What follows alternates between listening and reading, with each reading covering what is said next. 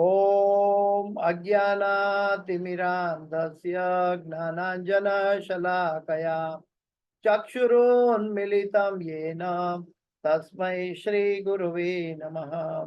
श्रीचैतन्यमनोभीष्टं स्थापितं येन भूतले स्वयं रूपगदा मह्यं ददाति स्वपदान्तिकं। वन्देऽहं श्रीगुरु श्रीयुतापदकमलं श्रीगुरु वैष्णवांश्च श्रीरूपं साग्रजातं सगणा रघुनाथान्वितं तम सजीवं साद्वैतं सावधूतं परिजन सहितं कृष्ण चैतन्य देवं श्री राधा कृष्ण पादां सहगणा ललिता श्री विशाखान्वितांश्च। हे कृष्ण करुणा सिंधु दीनबंधो जगतपते गोपेश गोपिका कांत राधा कांत नमोस्तुते। तप्त कांचन गौरांगी राधे वृंदावनेश्वरी वृषभानुसुते देवी प्रणमामि हरिप्रिये। वाञ्छाकल्पतरुभ्यश्च कृपा सिन्धुभ्य एव च पतितानां पावनेभ्यो वैष्णवेभ्यो नमो नमः। श्री कृष्ण चैतन्य प्रभु नित्यानंद श्री अद्वैत गदाधर श्रीवासादि गौर भक्त वृंद हरे कृष्ण कृष्ण कृष्ण हरे हरे हरे राम राम राम हरे हरे। जयतां सुरतो पंगो मम मंद मते गति मत्सर्वस्वपदाम्भोजो राधा मदन मोहन कृष्णाय वासुदेवाय देवकी नंदनाय च नंद गोप कुमाराय गोविंदाय नमो नमः गोविंदाय नमो नमः गोविंदाय नमो नमः। नमः पंकजनाभाय नमः पंकजमालिने नमः पंकजनेत्राय नमस्ते पंकजांग्रिये। पंचतत्वात्मकं कृष्ण भक्तरूप स्वरूपकं भक्तावतार भक्ताख्यं नमामि भक्तशक्तिकम्। गुरुवे गौरचंद्राय राधिकाये तदालये कृष्णाय कृष्ण भक्ताय तद्भक्ताय नमो नमः। नमः ओम विष्णुपदाय कृष्ण पृष्ठाय भूतले श्रीमते जय पताका स्वामी नामिने नमः आचार्य पदायिनी ताई कृपा प्रदायिने गौर कथा धामदाय नगर ग्रामतारिणे नमः ओम विष्णुपदाय कृष्ण पृष्ठाय भूतले श्रीमते भक्ति वेदांत स्वामी नामिने नमस्ते सरस्वती देवी गौरवाणी प्रचारणे निर्विशेष शून्यवादी पाश्चात्य दीक्षिताणे। जय श्री कृष्ण चैतन्य प्रभु नित्यानंद श्री अद्वैत गदाधर श्रीवासादि गौर भक्तवृंद हरे कृष्ण कृष्ण कृष्ण हरे हरे हरे राम राम राम हरे। ओम नमो भगवते वासुदेवाय ओम नमो भगवते वासुदेवाय ओम नमो भगवते वासुदेवाय। नारायणं नमस्कृत्यं नरं चैव नरोत्तमं देवीं सरस्वतीं व्यासं ततो जयमुदीरयेत्। नष्टप्रायेषु अभद्रेषु नित्यं भागवत सेवया भगवते उत्तम श्लोके भक्तिर्भवति नैष्टकी। हरे कृष्णा।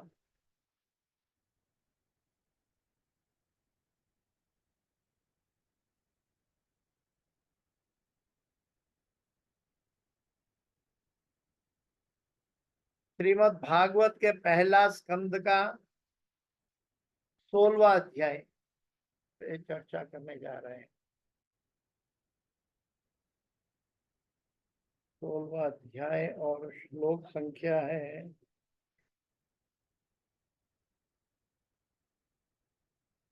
26, 27, 28, 29 और 30। श्रीमद् भागवत स्कंद पहला अध्याय 16 श्लोक संख्या 26 से 30। प्रभुपाद जी ने पूरा 5 श्लोक का एक साथ अनुमोदन किया है।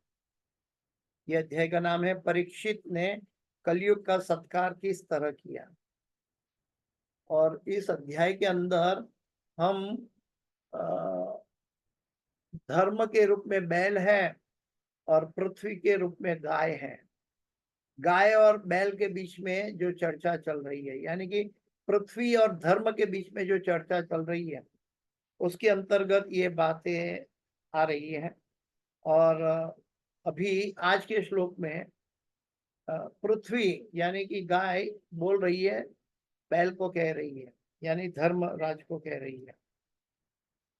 सत्यम शौचम दया क्षांति त्याग संतोष आर्जवम शमो दमस्तप साम्यम तितिक्षोपरति श्रुतम ज्ञानम विरक्ति ऐश्वर्यम शौर्यम तेजो बलम स्मृति स्वातंत्र्य कौशलम कांति धैर्यम मार्दवमेव च प्राग्लभ्यम प्रश्नयशीलम सह ओजो बलम भग गांभीर्य स्थैर्य आस्तिक्यम कीर्तिमानो नहंकृति एते चान्ये च भगवन्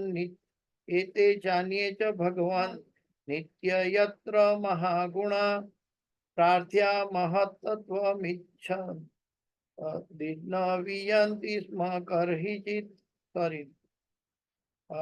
प्रार्थ्या महत्त्वमिच्छिद्दिर्न वियन्ति स्म कर्हिचित् तेनाहं गुणपात्रेण श्रीनिवासेन साम्प्रतं शोचामि रहितं लोकम् आत्मानं कलिनेक्षितम्। तो सीधा अनुवाद पे चलते हैं हम लोग, क्योंकि काफी लंबा तात्पर्य है प्रभुपाद जी का, और तात्पर्य में मेन बातें पे हम लोग चर्चा करेंगे। प्रभुपाद जी ने भी इसमें से कुछ गुणों की, भगवान के कुछ गुणों की चर्चा की है, जो जीव गोस्वामी के द्वारा प्रभुपाद जी चर्चा कर रहे हैं। और अभी पृथ्वी के जरिए भगवान की महिमा का गुणगान हो रहा है। उनमें निम्नलिखित गुण तथा अन्य अनेक दिव्य गुण पाए जाते हैं, जो शाश्वत रूप से विद्यमान रहते हैं और उनसे कभी विलग नहीं होते। वास्तव में क्या है कि धर्मराज बैल जो अभी एक पांव पे खड़े हैं, वो भी पूरा ठीक नहीं है, और कलयुग के अंदर, और माता पृथ्वी को, गाय को पूछ रहे हैं कि तुम क्यों ग्लानि अनुभव कर रही हो, तुम्हारा ग्लानि का कारण क्या है। तब गाय के रूप में पृथ्वी बैल के रूप में धर्म रूप पुरुष को उत्तर दे रही है, हे धर्म, आपने मुझसे जो भी पूछा है वह आपको ज्ञात हो जाएगा। मैं आपके उन सारे प्रश्नों का उत्तर देने का प्रयास करूंगी। कभी आप भी अपने 4 पांवों द्वारा पालित थे और आपने भगवान की कृपा से सारे विश्व में सुख की वृद्धि की थी। और आज वही बात को आगे दोहराते हुए माता पृथ्वी कह रही है धर्मराज को, उनमें निम्नलिखित गुण तथा अन्य अनेक दिव्य गुण पाए जाते हैं, जो शाश्वत रूप से विद्यमान रहते हैं और उनसे कभी विलग नहीं होते हैं।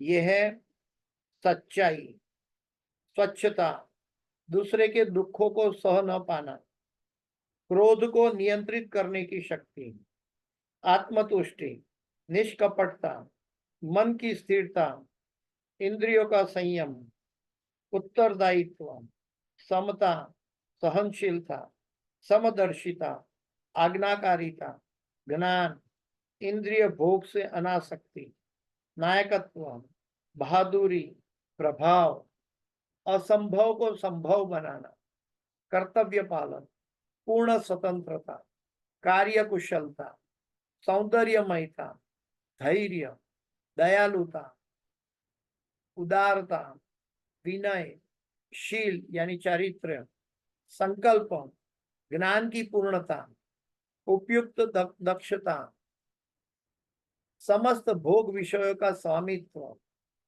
प्रसन्नता, स्थिरता, आज्ञाकारिता, यश, पूजा, निराभिमानता, अस्तित्व भगवान के रूप में, शाश्वतता, समस्त सत्व तथा सौंदर्य के आगार, पूर्ण पुरुषोत्तम भगवान श्री कृष्ण ने इस धरा पर अपनी दिव्य लीलाएं बंद कर दी है। उनकी अनुपस्थिति में कली ने सर्वत्र अपना प्रभाव फैला लिया है। अतएव मैं संसार की यह दशा देखकर अत्यंत दुखी हूं। तो माता पृथ्वी, माता धर्मराज बैल को कह रही है। प्रभुपाद जी का स्टार्टिंग ही तात्पर्य बहुत भगवान की महिमा के लिए बहुत जैसे कि बुलेट प्रूफ शुरुआत की है प्रभुपाद जी ने। भले ही पृथ्वी को चूर्ण चूर्ण करके इसके परमाणुओं को गिन लिया जाए तो भी भगवान के दिव्य गुणों का अनुमान लगाना दुष्कर होगा। यानी कि पृथ्वी के मिट्टी के कण कण को, हाँ, सारी पृथ्वी के मिट्टी के कण कण को भी अगर मान लो अशक्य है, लेकिन मान लो उसको गिन लिया जाए तो भी भगवान की दिव्य गुणों का अनुमान लगाना दुर्लभ है, दुष्कर होगा। यानी कि हम सोच सकते हैं कि भगवान की महत्ता कितनी गहरी है। कहा जाता है कि भगवान अनंत देव ने अपनी अनंत जिह्वाओं से परमेश्वर के दिव्य गुणों का ज्ञान करना चाहा, किंतु भगवान के गुणों का अनुमान लगा पाना अनंत वर्षों तक संभव न हो पाया। कितनी बड़ी बात कह रही है प्रभुपाद जी कि भगवान अनंत देव, शेष नाग, हाँ, यानी कि दूसरे शब्दों में बलराम जी, अनंत देव ने अपनी अनंत जिह्वाओं से, एक दो जिह्वा नहीं, अनंत जिह्वाओं से परमेश्वर के दिव्य गुणों का गान करना चाहा, भगवान के दिव्य गुण का गान करना चाहा, किंतु भगवान के गुणों का अनुमान लगा पाना अनंत वर्षों तक संभव न हो पाया। इसीलिए श्री कृष्ण चैतन्य महाप्रभु कहते हैं भगवान अचिंत्य है, हमारी सीमित चिंतन शक्ति बुद्धि से परे है। जब भगवान हमारी चिंतन शक्ति से परे है तो भगवान ही अपने आप को बता सकते हैं कि उनके पास हम कैसे पहुंच सकते हैं। उसके लिए तर्क वितर्क करना ये मूर्खता का प्रदर्शन है। भगवान के गुणों के विषय में उपयुक्त कथन उतना ही दूर तक सही है जहां तक मनुष्य उन गुणों को देख पाता है, किंतु यदि इतने ही गुण मान लिए जाए तो भी वे कई उपशिक्षकों में विभाजित किए जा सकते हैं। अभी इसका भी सब डिवीजन हो सकते हैं। वैसे भगवान की महिमा अनंत है, इसमें से कुछ 40 गुणों की बात हो रही है यहाँ पे। 40 में से भी अनंत गुणों की श्रृंखला इसमें विभाजित होती है। और प्रभुपाद जी उसमें से जीव गोस्वामी के कथन पर आगे चलकर बता रहे हैं कि इसके अंदर तीसरा गुण बताया गया है। तीसरा गुण कुछ दूसरे के दुखों को सह ना पाना। ये उसके दो विभाग बताए गए हैं जीव गोस्वामी के द्वारा, शरणागत जीवों की रक्षा करना और भक्तों के लिए शुभ कामना। ये भगवान के द्वारा बताए गए गुणों के अंदर विभाजन करके जीव गोस्वामी गुणों की महिमा में अंदर प्रवेश कर रहे हैं। भगवत गीता में भगवान कहते हैं कि वे चाहते हैं कि प्रत्येक जीव उन्हीं की शरण में आए, और वे आश्वस्त करते हैं कि जो लोग ऐसा करेंगे उनकी वे सारे पापों से रक्षा करेंगे। सर्वधर्मान परित्यज्य माम एकम शरणम व्रज अहम त्वा सर्व पापेभ्यो मोक्षयिष्यामि मा शुचः। भगवान रक्षा करेंगे।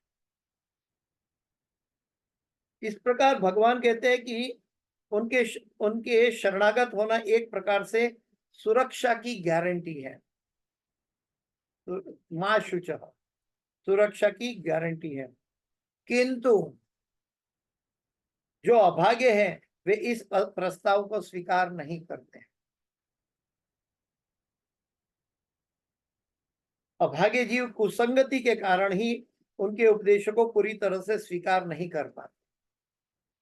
अभागे लोग कुसंगति के कारण भगवान के उपदेशों को स्वीकार नहीं कर पाते हैं। यानी कि हमें समझना है कि हमारा संग के कहाँ से जुड़ा हुआ है, हम कुसंग में हैं या सत्संग में हैं। ये 1 घंटा तो प्रभुपाद की कृपा से, गुरु महाराज की कृपा से हम भागवत के सत्संग में हैं, लेकिन बाकी के समय में हम कुसंग में हैं या सत्संग में हैं, इसके लिए हमें अपने आप को सतर्क करना होगा, क्योंकि ये बहुत गहरी बात है। अगर कुसंग में रहेंगे तो भगवान के उपदेशों को अपना नहीं पाएंगे। ये बहुत गहरी बातें हैं, और भगवान के उपदेशों को नहीं बता पाएंगे, नहीं स्वीकार कर पाएंगे, तब शरणागति की उणप होगी, और तब हमारा जन्म मृत्यु जरा व्याधि चलता रहेगा। यानी कि कुसंग से दूर रहना अति आवश्यक है। इसके लिए भगवान को भी कभी दोष, अभागे जीव कुसंगति के कारण उनके उपदेशों को पूरी तरह स्वीकार नहीं करते, इसके लिए भगवान को कभी दोषी नहीं ठहराया जा सकता।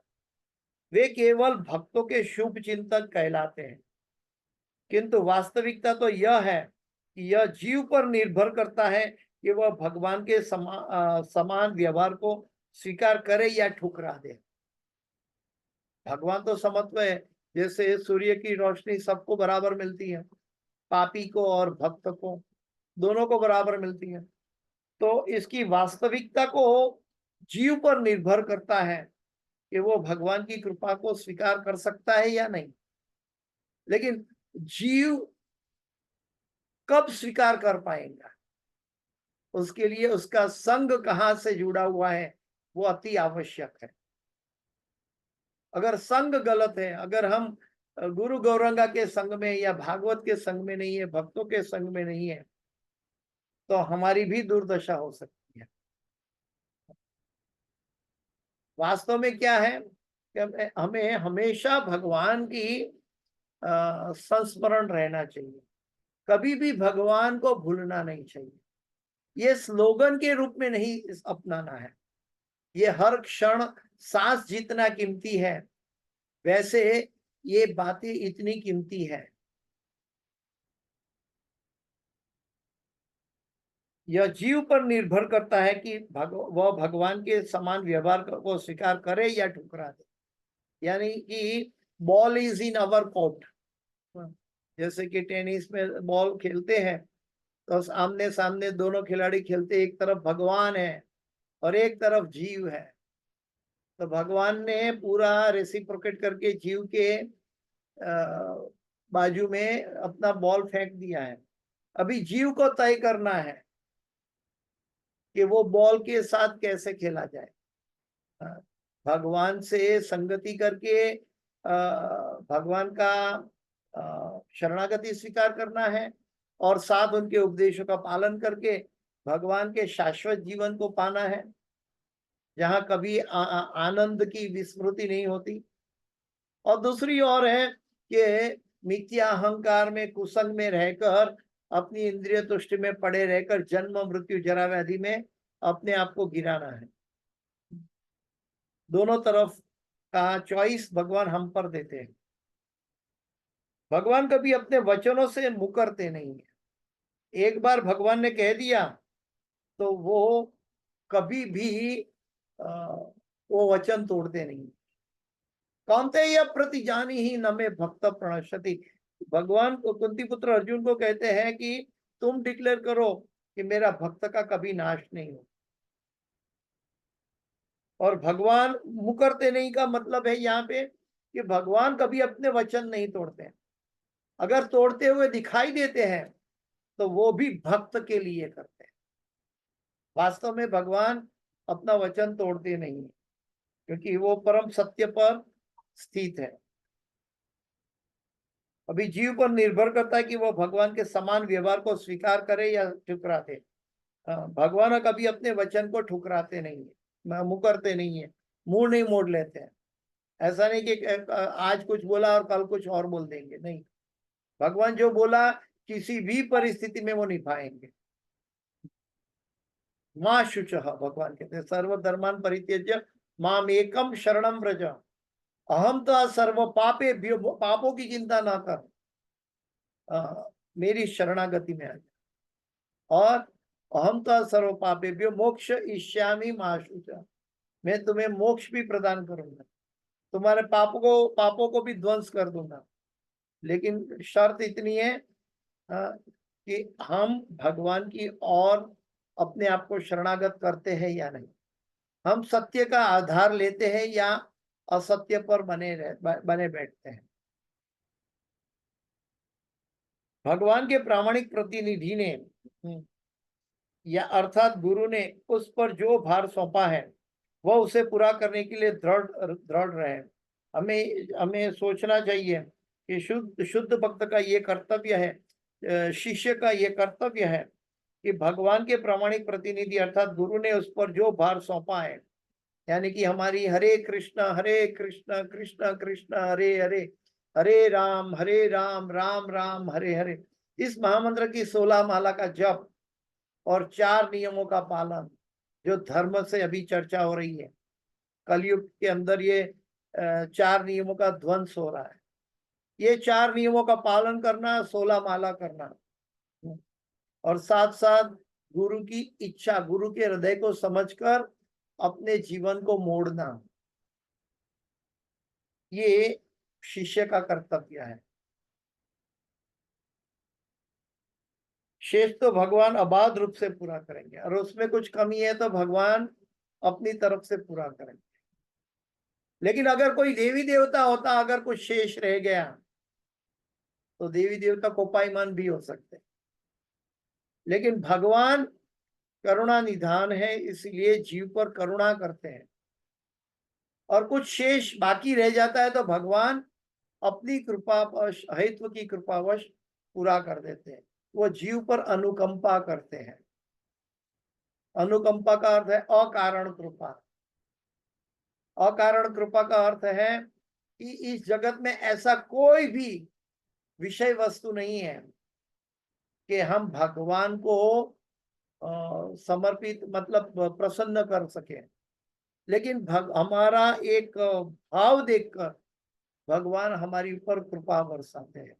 इस पृथ्वी पर ऐसी कोई पदार्थ या वस्तु नहीं है जिससे हम भगवान को पा सके, सिवा गोलोक की संपत्ति हरिनाम।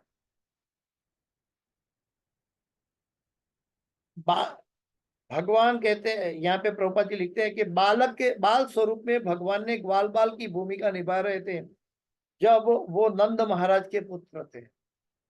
भगवान ने अपनी उत्तरदायित्व निभाया, और जब वे वसुदेव के पुत्र के रूप में आए तो क्षत्रिय की भूमिका निभाई, वहां वैश्य की भूमिका निभाई, यहाँ क्षत्रिय की भूमिका निभाई।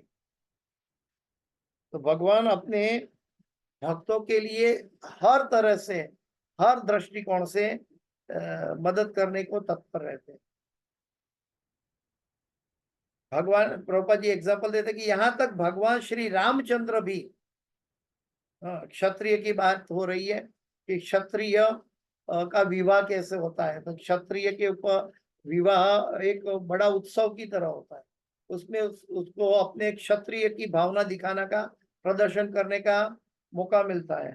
तो भगवान श्री रामचंद्र ने भी अपने विवाह के समय शौर्य का प्रदर्शन करना पड़ा था, यानी कि क्षत्रिय होते हुए भी उन्होंने अपना धर्म निभाया। उन्होंने सबसे मजबूत हर धनुष को तोड़ दिया था, और भगवान श्री कृष्ण ने अपने उत्तरदायित्व को निभाने के लिए द्वारका में 16,000 से अधिक पत्नियां थी, और हरेक के लिए भगवान ने युद्ध करके, क्षत्रिय मतलब युद्ध करके पत्नी को स्वीकार किया था। 16,108 पत्नियों के लिए भगवान ने युद्ध करके इतनी पत्नियों को स्वीकार किया था, और अपना उत्तरदायित्व निभाकर हर एक पत्नी के साथ समत्व व्यवहार किया। तो भगवान की समता बहुत महत्वपूर्ण है, ये गोपनीय है, सर्वोपरि है, और सर्वव्यापक भी है। यहाँ पे कुछ गुण का चर्चा हो रहा है, तो प्रभुपाद जी अभी 14वें गुण की बात कर रहे हैं, जिसमें बताया गया है, 14वें गुण की बात है ज्ञान। तो ज्ञान के अंदर 5 विभागों में बांटा दिया है, विभाजित किया है। बुद्धि, कृतज्ञता, देश काल तथा वस्तु के अनुसार परिस्थितियों को समझने की शक्ति, हर वस्तु का पूर्ण ज्ञान तथा आत्मज्ञान। जो मूर्ख होते हैं वे ही अपनी उपकारियों के प्रति कृतज्ञ होते हैं। जो मूर्ख होते हैं, प्रभुपाद जी लिखते हैं, जो मूर्ख होते हैं वो अपने उपकारियों के प्रति कृतज्ञ होते हैं। लेकिन भगवान तो खुद अतिरिक्त अन्य किसी से कोई लाभ नहीं चाहते हैं, फिर भी वे अपने भक्तों की अनन्य सेवा से लाभान्वित अनुभव करते हैं। पत्रम पुष्पम फलम तो यम यो में भक्त्या प्रयच्छ।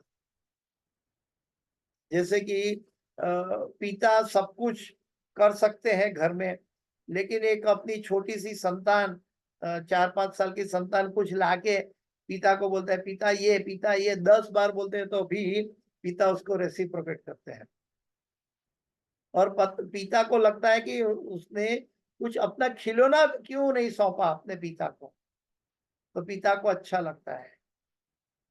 वैसे भगवान को किसी की चीज की आवश्यकता नहीं, लेकिन जब अपने शुद्ध भक्त के द्वारा प्रेम से भक्ति से अर्पित किया गया कुछ भी चीज है, भगवान ऐसा समझते हैं कि मुझे इसका लाभ मिला। यानी कि भगवान को जो अर्पण किया है, पत्रम पुष्पम फलम तोयम, या जो भी भाव अर्पण किया, भगवान उसके भाव को ग्रहण कर लेते हैं, पदार्थ को नहीं, बल्कि इसके अंदर रहा हुआ इंटेंशन, आपका भाव क्या है, वो ग्रहण करते हैं। भगवान अपने भक्तों के प्रति ऐसी सरल अप्रतिबंधित सेवा के लिए कृतज्ञता का अनुभव करते हैं। कृतज्ञता ये बहुत बड़ी बात है। इस संसार के लोग, कलयुग के लोग द्वेषी और ईर्ष्यालु हैं, लेकिन भगवान के भक्त कैसे होते हैं? भगवान के गुण भगवान के भक्त के अंदर होता है। उसके अंदर क्या होता है? प्रेम और कृतज्ञता, लव एंड ग्रेटिट्यूड। वो कृतज्ञता का अनुभव करते हैं। यानी कि स्वल्पम अपि धर्मस्य त्रायतो महते भयात्। कितनी बड़ी बात कह दी भगवान। छोटे से छोटा धर्म का आचरण भी हमारा पतन रोक सकता है। भगवान कहते हैं कि आप छोटे से अपने भाव से, प्रेम से अगर छोटी चीज मुझे अर्पण करते हो, मैं उसको सहर्ष स्वीकार करता हूं। इसके लिए वो स्क्विरल का जो खिसकोली जो थी, भगवान राम की राम सेतु बनाने के लिए मिट्टी का कण डाल रही थी, लेकिन उन्होंने भगवान राम का हृदय जीत लिया। सेवा द्वारा अनुभव करते हैं और सेवा द्वारा प्रतिदान करते हैं। बहुत बड़ी बात है। हमें सब हमारे जीवन में भगवान की सेवा करने में हम कभी कभी मुंह मोड़ते हैं, कभी कभी भगवान की सेवा हम चॉइस करते हैं, हम जो करना चाहते हैं वही करना चाहते हैं, दूसरी सेवा मिले तो हम इंटरेस्टेड नहीं रहते। लेकिन भगवान हर एक भक्त की सेवा का प्रतिदान करते हैं। भगवान भक्त के ऊपर छोड़ दिया है पूरी स्वतंत्रता, और साथ साथ उसके साथ प्रेम का आदान प्रदान करते हैं। ये भक्त के लिए विशेष दर्जा है। भगवान की दिव्य सेवा भक्त के लिए अपने अपने में ही दिव्य लाभ है। भगवान की दिव्य सेवा वास्तव में पत्र, पुष्प, फल, जल सब भौतिक पदार्थ एक दृष्टि से है, लेकिन ये सब दिव्य हो जाते हैं जब हम भगवान को अर्पण करते हैं। और जब ये दिव्य हो जाता है और उसका प्रसाद के रूप में जब उच्चिष्ट के रूप में हमें प्राप्त होता है, ये दिव्य संपत्ति होती है। आज एक भक्त को वृंदावन में एक माताजी ने पूछा, वो भक्त हर रोज भगवान का प्रसाद जो ऑफर होता है, राधा श्याम सुंदर कृष्ण बलराम गौर निताई को डायरेक्ट ऑफर होता है, वो प्रसाद डेली वो भक्त लेता है। हाँ, सुबह शाम लेता है। तो वो माताजी ने पूछा, क्या आप हर रोज प्रसाद भगवान का पाते हो? तो वो भक्त ने बहुत अच्छा जवाब दिया। वो भक्त ने बहुत अच्छा जवाब दिया। भक्त ने कहा, इस दुनिया में इससे विशेष है क्या पाने के लिए, ग्रहण करने के लिए इससे विशेष है क्या? एक तो भारत भूमि में है, भारत भूमि के अंदर व्रज व्रज है, वृंदावन है, वृंदावन के अंदर शुद्ध भक्त के द्वारा स्थापित अर्च विग्रह है, प्रभुपाद जी के द्वारा स्थापित अर्च विग्रह है, और उसके अंदर पुजारी के द्वारा नारद पंचरात्रि की विधि के अनुसार आरती और पूजा अर्पण किया गया है, प्रसाद ऑफर किया गया है। और वो प्रसाद पुजारियों का हिस्सा निकालकर बाकी का हिस्सा में जो वितरित होता है, वो प्राप्त करना कितना बड़ा अमृत है। यज्ञ शिनाशी, वो श्लोक में भूल गया, यज्ञ शिष्टा सिना संतो मुच्यंते यज्ञ किल विषय। तो जो यज्ञ में बाकी रह गया वो अगर हमें प्राप्त होता है और वो डायरेक्ट व्रज भूमि के अंदर शुद्ध भक्त के अर्च विग्रह के द्वारा ग्रहण किया गया, भक्तों के द्वारा वितरित किया गया, वो प्रसाद मिलता है। इसकी मौल सामान्य लोग क्या समझ पाएंगे? वो बोलेंगे ये खिचड़ी कितने की है? 30 रुपये की है। ये 30 रुपये की नहीं, 30 जन्म की भक्ति भी सम्मिलित हो जाए, हम वो खिचड़ी की मौल को नहीं चुका पाएंगे। ये भगवान का प्रसाद होता है। भगवान के दिव्य सेवा भक्त के लिए अपने में ही दिव्य लाभ है। जहां तक भगवान के सौंदर्य की बात है, उनमें कुछ विशिष्ट लक्षण पाए जाते हैं और जो सारे जीवों से पृथक होते हैं। इनके अतिरिक्त कतिपय विशिष्ट सुंदर लक्षण अत्यंत आकर्षक है। भगवान के सुंदर आकर्षक मनमोहक स्वरूप का दर्शन प्रभुपाद जी बता रहे हैं कि विशिष्ट सुंदर लक्षण अत्यंत आकर्षक है, जिनसे परमेश्वर की सर्व सुंदर कृति श्रीमती राधा रानी का मन भी आकृष्ट हो जाता है। भगवान कैसे सुंदर है कि जिनसे परमेश्वर की सर्व सुंदर कृति, अभी माता जी ने भजन गाया था युगल अष्टकम, वो सुंदर कृति की बात हो रही कि श्रीमती राधा रानी का मन भी आकृष्ट हो जाता है। इसलिए भगवान का एक नाम है मदन मोहन, लेकिन वो मदन मोहन को भी वो आकर्षित कर लेती है, मदन मोहन मोहिनी, अर्थात जो कामदेव के मन को भी आकृष्ट करने वाले हैं। भगवान हर एक चीज के नियंता है, हर एक चीज के प्रणेता है, लेकिन कभी कभी ऐसा लगता है कि हम जीव भगवान को प्रसन्न कर रहे हैं। वास्तव में भगवान जीवों के साथ प्रेम का आदान प्रदान करने के लिए सदैव तत्पर रहते हैं। आगे प्रभुपाद जी कहते हैं कि जीव गोस्वामी प्रभु ने भगवान के अन्य दिव्य गुणों का भी विश्लेषण किया है। इसकी पुष्टि करते हैं कि भगवान श्री कृष्ण पूर्ण पुरुषोत्तम पर ब्रह्म है। वे अपनी अचिंत्य शक्ति के कारण सर्वशक्तिमान,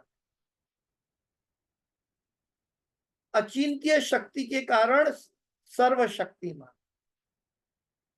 भगवान एक एक कण में कैसे रेसिप्रोकेट करते हैं। 16,108 पटरानी का तो हमारे अंदर भौतिक जगत के अंदर हमारी बुद्धि में बैठे, इसलिए उदाहरण के सभी पटरानियों के साथ समत्व व्यवहार किया। भगवान असुरों के साथ भी समत्व व्यवहार करते हैं, लेकिन भगवान अपने भक्तों का विशेष ध्यान रखते हैं। भगवान समत्व है, लेकिन विशेष ध्यान लगते हुए भगवान प्रतीत इसीलिए होते हैं क्योंकि भगवान वचनबद्ध है। ये यथा माम प्रपद्यन्ते ताम तथैव भजाम्यहम् मम वर्तमानो वर्तन्ते मनुष्य पार्थ सर्वश।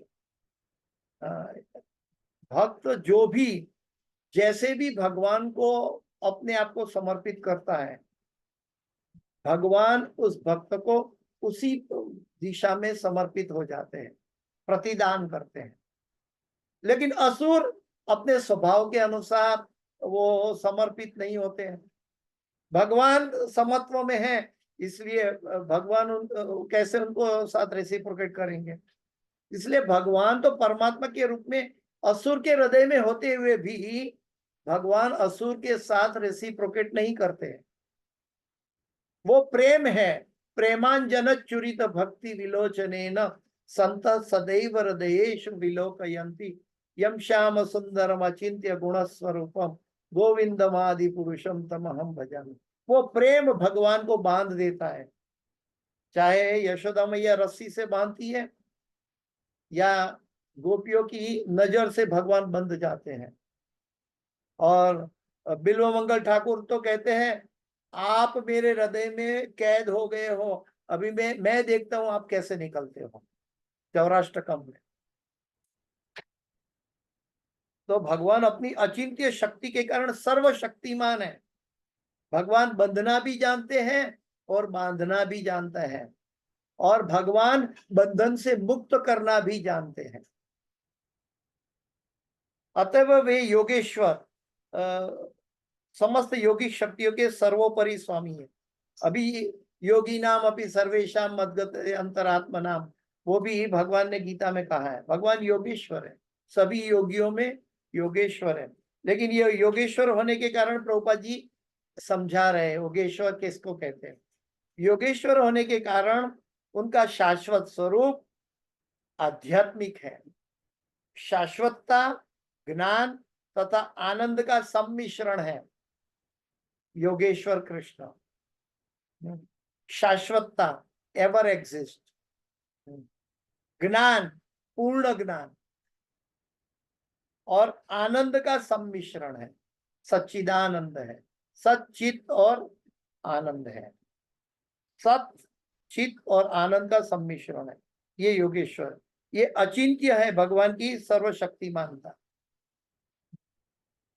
कोई मूर्ख ही होगा कि भगवान की सर्वशक्तिमान को मानता को चैलेंज करेगा, और चैलेंज करेगा तो भी मूर्ख की भांति मारा जाएगा, चाहे वो कंस हो या हिरण्यकश्यप, चाहे रावण हो। सारे महापुरुष उनके समान ज्ञानवान बनने की आकांक्षा करते हैं, लेकिन इसका अर्थ यह हुआ कि अन्य सारा ज्ञान सदैव अपर्याप्त, लोचशील तथा माप्य है। भगवान के सारे भक्त महापुरुष भगवान के समान ज्ञान पाना आकांक्षा करते हैं, लेकिन ये आकांक्षा बताती है कि हम सब ज्ञान में अधूरे हैं। ज्ञान में अधूरे इसलिए हमारी दिशा पूर्णता की ओर है। हम हर दृष्टिकोण से अपूर्ण हैं, इसलिए भगवान की पूर्णता की ओर हमारी यात्रा एक सहज अनुभव है। वास्तव में जीव का कार्य भगवान की सेवा करना है। जीवेर स्वरूप है नित्य कृष्णदास। जैसे उंगली का कार्य है मेरे शरीर की सेवा करना, क्योंकि वो शरीर का अंश है। हम भगवान के अंश है, तो भगवान की सेवा करना हमारा वास्तविक पोजीशन है। और जब हम भगवान की सेवा करते हैं तब हमारे अंदर ये शाश्वतता, ज्ञान और आनंद का भी सम्मिश्रण हमें प्रदान किया जाता है, क्योंकि भगवान किसी का ऋणी नहीं रहते हैं। जिस तरह हम अर्पण करते हैं उसी तरह भगवान रेसिप्रोकेट करते हैं। गुरु महाराज की एटीट्यूड में भी हम ये देखते हैं कि जब हम गुरु महाराज को हार पहनाते हैं तो गुरु महाराज तुरंत अपना कोई दूसरा हार निकाल कर उस शिष्य को पहना देते हैं। अगर हम भगवान को कुछ अर्पण करते हैं, हार, या वृंदावन में कई भक्त हार लेकर आते हैं, भगवान को अर्पण करते हैं, और जब भगवान को अर्पण करते हैं तब पुजारी दूसरा हार उठा के उस व्यक्ति को गले में पहुंचा देते। यानी कि भगवान, हमारी दृष्टि से गुरु भगवान रेसिप्रोकेट कर रहे हैं, और ये भगवान अपनी अचिंत्य शक्ति से, अपने सामर्थ्य से जीव को क्या कुछ रेसिप्रोकेट नहीं कर सकते। जीव को कभी भयभीत रहने की आवश्यकता नहीं है। जीव को सिर्फ अपने आप को भगवान को समर्पित करने की आवश्यकता है। भागवत में इसकी पुष्टि की है कि यद्यपि द्वारका के नित्य निवासी भगवान, द्वारका के निवासी भगवान के नित्य दर्शन करते थे, फिर भी भगवान के दर्शन के लिए हर रोज उत्सुक रहते थे। जैसे कि मंगला आरती में कर्टेन खुलता है, सब भक्त उत्सुक रहते हैं। 4 बजे, 7:15 बजे श्रृंगार आरती में सब भक्त भगवान के दर्शन के लिए उत्सुक रहते हैं। वैसे द्वारका के निवासी भगवान को जानते थे, फिर भी हर रोज भगवान को फिर से देखने के लिए, बार बार देखने के लिए उत्सुक रहते थे। जीव भगवान के गुणों की सराहना अंतिम लक्ष्य के रूप में तो कर सकते हैं, किंतु वे कभी उनकी समता नहीं कर सकते। भगवान का नाम है असम उद्भव। भगवान के बराबर या भगवान के ऊपर कोई नहीं। यह भौतिक जगत महत तत्व की उपज है। प्रभुपाद जी अभी भगवान की विशाल महिमा की ओर ले जाते हैं। महत तत्व की उपज है ये भौतिक जगत। भगवान की ये योग निद्रा की स्वप्न अवस्था है, फिर भी यह सारी सृष्टि उन्हीं से उत्पन्न प्रतीत होती है। वास्तव में योग निद्रा की स्वप्न अवस्था की परिस्थिति में एक महत तत्व की अस्तित्व है, और वो महत तत्व के अंदर अनंत कोटि ब्रह्मांड की वास्तविकता दिखाई देती है। भगवान की स्वप्न अवस्था भी वास्तविक अभिव्यक्ति है। भगवान की स्वप्न अवस्था वास्तविक अभिव्यक्ति है, तो भगवान की वास्तविक अभिव्यक्ति जब स्वप्न के बाहर है, तब तो भगवान के लिए क्या क्या कहा जाए। हमारे पास शब्द नहीं है। प्रभुपाद जी ने शुरू में कह दिया कि अनंत देव, यानी कि इवन बलराम जी भी अनंत वर्षों तक अनंत मुखों से भगवान की महिमा की सराहना नहीं कर सकते। तो हम तो एक छोटे तुच्छ जीव हैं, हमारे पास पूरा ज्ञान नहीं है। हमारे जन्म से पहले क्या क्या हुआ उसके बारे में हमें कैसे पता। ये तो भगवान की अनुकंपा है कि भगवान ने हमें बोनाफाइड गुरु के जरिए, भागवत के जरिए उनकी महिमा की कुछ बातें हम तक पहुंचा रहे हैं।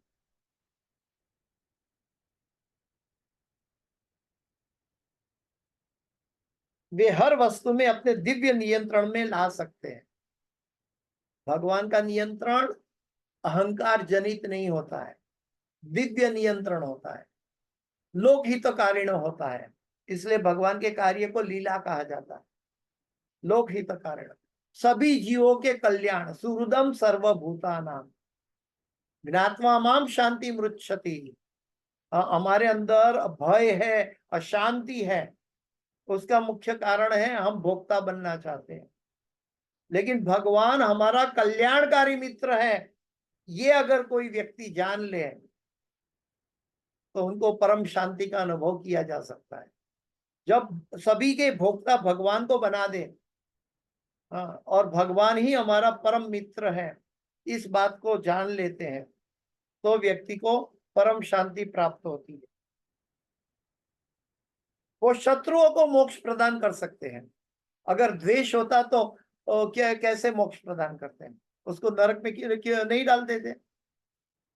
वो शत्रुओं को मोक्ष प्रदान करते हैं, यानी कि उनकी समता का यह प्रदर्शन है, उनकी करुणा का प्रदर्शन है।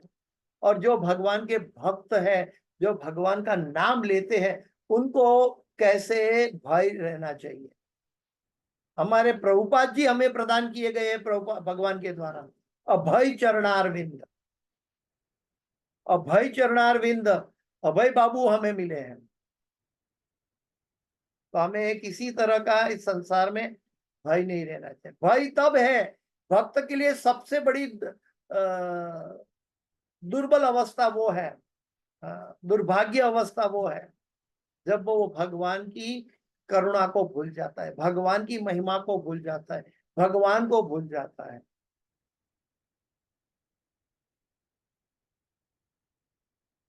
भगवान की सर्वोपरि मुक्तात्मा के लिए भी आकर्षक है, मुक्तात्मा के लिए भी आकर्षक है और असुरों को भी मोक्ष प्रदान करते हैं।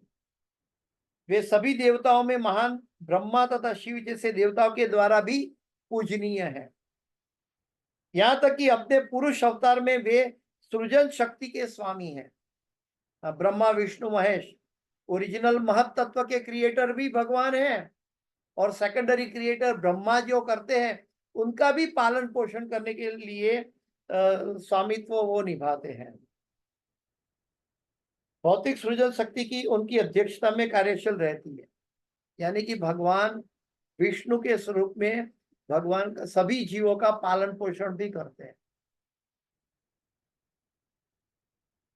भगवत गीता, प्रभुपाद जी भगवत गीता को कोट करके बता रहे हैं कि वे भौतिक शक्ति के नियंत्रक कुंजी के समान है और असंख्य ब्रह्मांडों में भौतिक शक्ति के नियंत्रण हेतु वे समस्त ब्रह्मांडों में असंख्य अवतारों के मूल कारण है, असंख्य अवतारों के मूल कारण है। एते चांस कलापम च कृष्णस्तु भगवान स्वयं इंद्रारी व्याकुलम लोके मृडयंती युगे युगे। अन्य ब्रह्मांडों में अन्य अवतारों के अतिरिक्त केवल एक ब्रह्मांड में मनु के 5 लाख से अधिक अवतार होते हैं, यानी कि अनंत कोटि ब्रह्मांड है, उसमें एक ब्रह्मांड के अंदर मनु, एक मनु के 5 लाख से अधिक अवतार होते हैं वो। लेकिन आध्यात्मिक जगत में जो महत तत्व के परे है अवतारों की कोई प्रश्न ही नहीं उठता।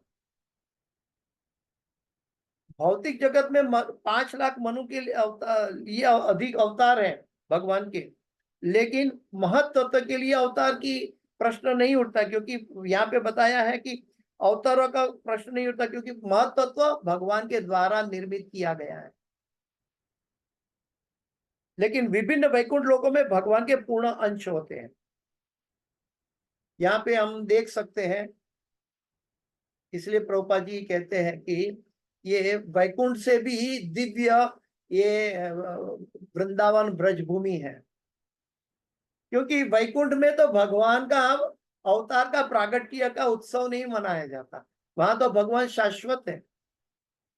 लेकिन इस भौतिक जगत के अंदर जब वो अवतरित होते हैं भक्तों के लिए तो उनकी जन्मदिन भी मनाया जाता है। तो भगवान के साथ हर कनेक्शन का, जीव का हर कनेक्शन वो आनंदमय है, वो उत्साहमय है और उत्सव के योग्य है।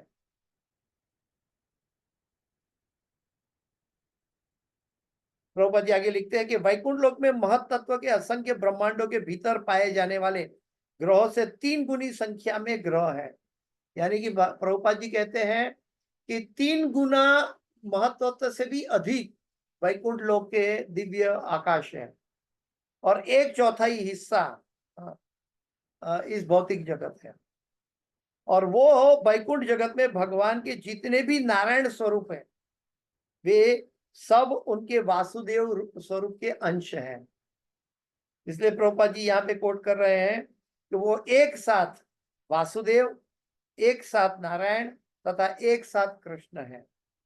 श्री कृष्ण गोविंद हरे मुरारे हे नाथ नारायण वासुदेव।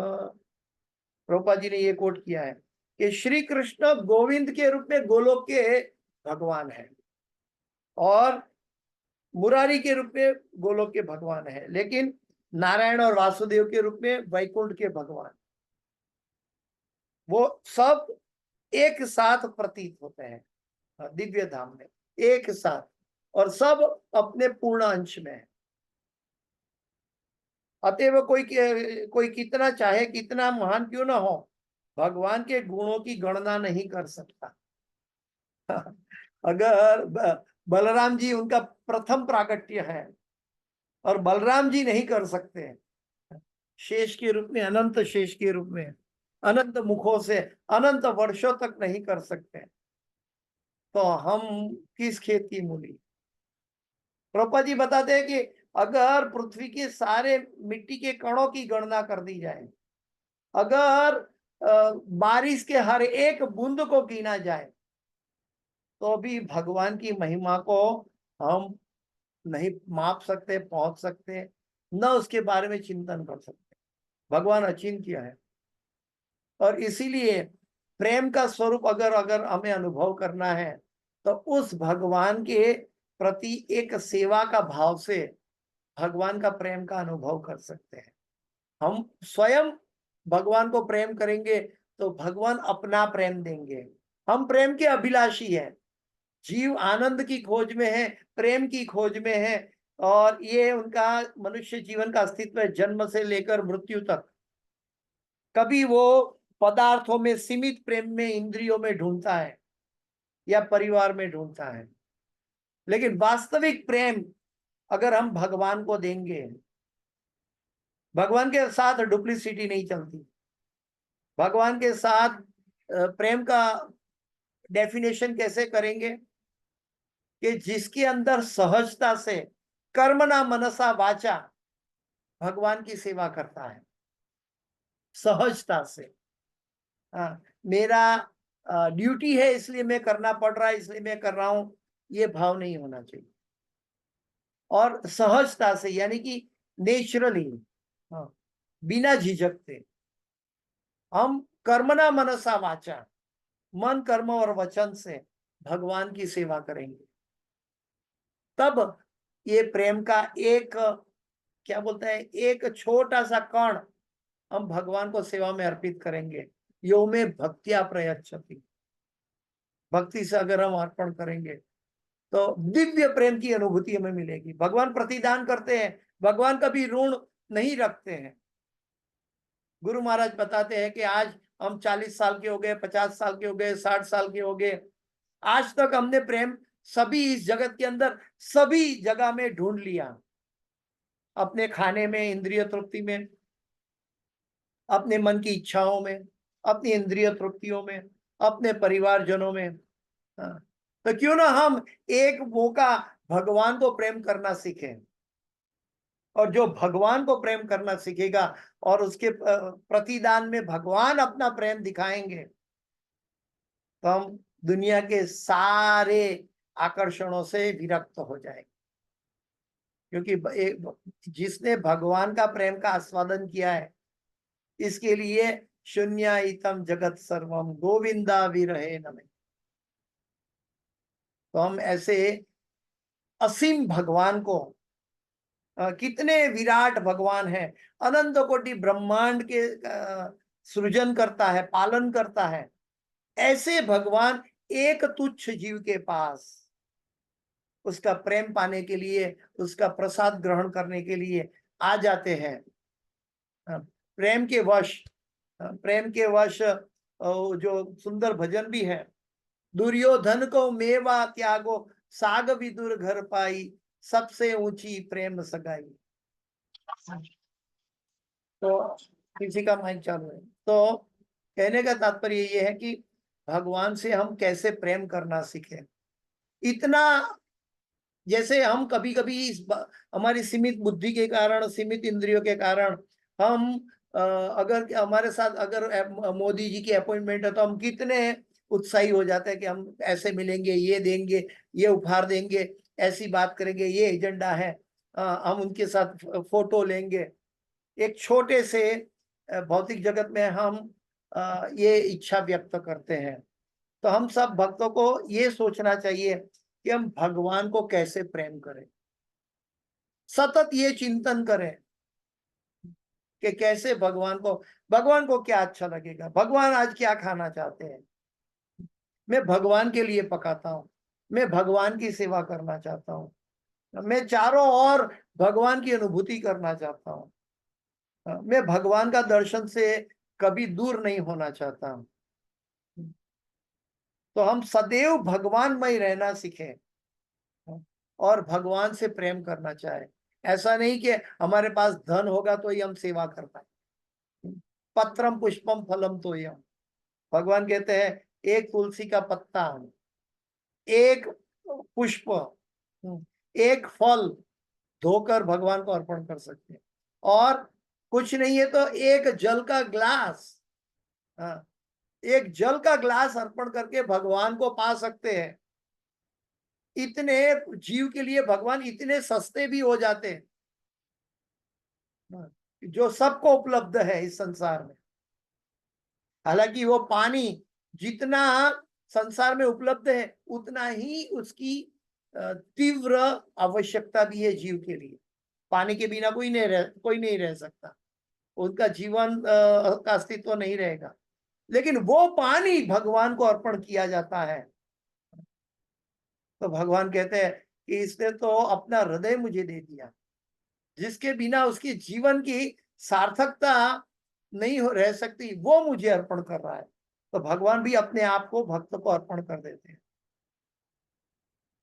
तो हमें भगवान की करुणा, भगवान हमें कैसे, और भगवान जो देते हैं वो दिव्य देते हैं, दिव्य धाम से देते हैं। और हम जो देते हैं वो तुच्छ पदार्थ के रूप में भौतिक जगत के चीजें देते हैं। भगवान को किसी की चीज की आवश्यकता नहीं है, भगवान तो आत्माराम है, पूर्ण है। लेकिन इसका दिव्य लाभ हमें अवसर मिलता है। प्रभुपाद जी कहते हैं हम एक बार, गुरु महाराज भी कहते हैं, प्रभुपाद जी भी कहते हैं कि आज तक हमने संसार में अपने आप को कई लोगों को बेच दिया है।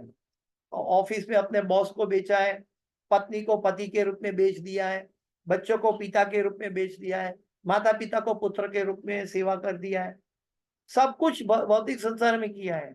लेकिन एक बार हम भगवान के होकर तो देखें, और जिसने भगवान को कर्मणा मनसा वाचा सहजता से सेवा की है, उसके हृदय में भगवान का प्रेम आना निश्चित है। तो इसके साथ मैं अपनी वाणी को विराम देने जा रहा हूं। इस क्लास की कोई भी सुकृति है, मेरे गुरु महाराज हिज होलीनेस जय पताका स्वामी आचार्यपाद गुरु महाराज की है। और इस क्लास के अंतर्गत कोई भी गलती, क्षति या त्रुटि रह गई है, क्योंकि प्रभुपाद जी के तात्पर्य काफी लंबा है, मैं बीच बीच में से जो मेन पॉइंट है उसी के ऊपर चर्चा की है। तो कुछ भी गलती, क्षति या त्रुटि रह गई है, मेरी अपनी एक कृपा है, मुझे क्षमा करें। वांछाकल्पतरुभ्यश्च कृपा सिंधुभ्येव च पतितानां पावनेभ्यो वैष्णवेभ्यो नमो नमः। अनंत कोटि वैष्णव वृंद की जय। शिल प्रभुपाद की जय। श्रीमद् भागवतम की जय। किसी का कोई प्रश्न है? हरे कृष्णा प्रभु जी।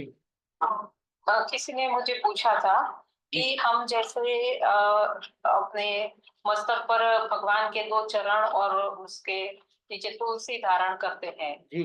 तो हम तो भगवान के चरण धारण करते हैं, लेकिन भगवान ये तिलक क्यों धारण करते हैं? किसने पूछा था मुझे।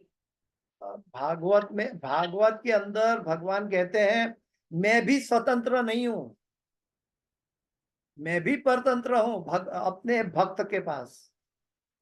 भगवान कहते हैं मैं भी भक्तों के पास परतंत्र हूं। भगवान भक्तों के साथ सब आदान प्रदान करते हैं। हमारे लिए वो भगवान है, लेकिन भगवान के लिए, उनके प्रेमी भक्त के लिए भगवान सब कुछ करने के लिए तैयार है। दुर्योधन को मेवा त्यागो साग विदुर घर पाई, सूखी विदुर की पत्नी के सूखे केले के छिलके खा लिए। हम तो केले खाने की बात करते हैं, उन्होंने केले के छिलके खा लिए। तो भक्त के साथ अपना व्यवहार तिलक के रूप में क्यों नहीं कर सकते? दूसरे शब्दों में कहे तो भगवान वास्तव में वो अपने आप में पूर्ण है। तो वो उनके चरण और उनके मस्तक में क्या अंतर है? भगवान पूर्ण है, उनके चरण में और उनके मस्तक में कोई अंतर है? नहीं। हमारे पाँव में और मस्तक में अंतर है, लेकिन भगवान के अंदर कोई अंतर नहीं है। और भगवान भक्त वत्सल है। हो सकता है भक्तों के चरण भी धारण करते हो, राधा रानी के चरण भी धारण करते हो, भगवान के लिए कुछ नामुमकिन नहीं है। तो इसलिए भगवान क्यों तिलक करते हैं ये हम पूछ नहीं सकते। जैसे अभी बात चर्चा हुई कि भगवान एक अचिंत्य शक्ति है, भगवान एक अचिंत्य प्रतिदान करते हैं, प्रतिभाव करते हैं, अपने भक्तों के साथ प्रेम का आदान प्रदान करते हैं। तो किसको कहाँ कैसे आदान प्रदान करते हैं क्या पता। वो मोर के मयूर के पींछ भी अपने मस्तक पे धारण करते हैं। अगर मयूर का पींछ, एक पक्षी का पींछ अपने मस्तक पर धारण कर सकते हैं, तो अपने भक्तों का, राधा रानी के चरण अपने सर पर नहीं धारण करेंगे क्या? क्योंकि राधा रानी भगवान से अभिन्न है। तो भगवान कृष्ण के रूप में भी है, विष्णु के रूप में भी है, नारायण के रूप में भी है। तो अगर एक विष्णु के रूप में है जो भगवान के पूर्ण अंश के रूप में उनका विस्तार है, भगवान विष्णु या नारायण, तो भगवान चरण कमल को अपने मस्तक पे क्यों नहीं धारण करेंगे? पुरुषोत्तम मास की कथा में आता है, पुरुषोत्तम मास की कथा में आता है कि इवन भगवान विष्णु या नारायण भी भगवान कृष्ण से आकर्षित होते हैं। भगवान विष्णु भी और भगवान नारायण भी कृष्ण से आकर्षित होते हैं। वहां तक कि वो जब मल मास को, भगवान विष्णु मल मास को लेकर श्वेत द्वीप में गए, तो श्वेत द्वीप में वहां भगवान के श्वेत द्वीप की रोशनी से भगवान विष्णु की आंखें बंद हो गई उनका प्रकाश से। तो भगवान विष्णु भी कृष्ण के चरण कमल मस्तिष्क में क्यों धारण नहीं कर सकते? भगवान विष्णु श्वेत द्वीप में भगवान कृष्ण को मिलने के लिए मल मास को लेकर गए, और वहां श्वेत द्वीप के प्रकाश से भगवान विष्णु की आंखें बंद हो गई। ये पुरुषोत्तम मास की कथा में है। तो वो एक ही है होते हुए भी भगवान की सर्वोपरिता बनी रहती है। भगवान कृष्ण पूर्ण पुरुषोत्तम परमेश्वर है, सुप्रीम पर्सनालिटी ऑफ गॉड है, और सभी अवतार उनके विस्तार हैं। ये एक कार्य दक्षता कि भगवान विष्णु के मस्तक पे कृष्ण के चरण कमल क्यों नहीं हो सकते? वैसे दूसरे शब्दों में देखे, दृष्टिकोण से कहे तो भगवान ऐसा क्यों नहीं कर सकते? ऐसा भी हो सकता है। अगर भगवान ऐसा नहीं कर सकते कि तिलक धारण नहीं कर सकते, तो भगवान अपूर्ण हो जाएंगे। भगवान हर दिशा में पूर्ण है, इसलिए भगवान कुछ भी कर सकते हैं। भगवान भक्त के हृदय की बात समझने के लिए चैतन्य महाप्रभु बन सकते हैं। क्यों भक्त के हृदय की बात नहीं समझेंगे? क्यों राधा रानी का ऋण रखेंगे? तो राधा रानी को हृदय में लेकर क्यों अवतरित नहीं होंगे? भगवान के लिए किसी भी तरह की सीमा नहीं है। भगवान असीमित है, असीम है, इसलिए भगवान कुछ भी कर सकते हैं।